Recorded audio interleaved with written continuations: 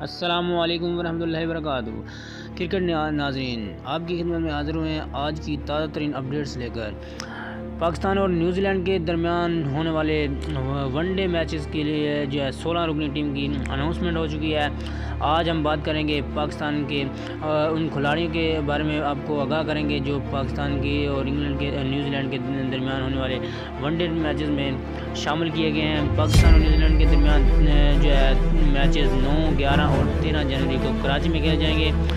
ابتدائی کھلاڑی بابر اعظم، عبداللہ شفیق، ابرار احمد، عامر جمال اور حارث رؤف شامل ہیں۔ اس کے علاوہ حسن علی، احسان اللہ، امام اللہ، کامران غلام، محمد عارف، محمد نواز، محمد وسیم جونیئر، نسیم شاہ، قاسم اکرم اور سلیمان علی آغا بھی اعلان کردہ اسکواڈ کا حصہ ہیں۔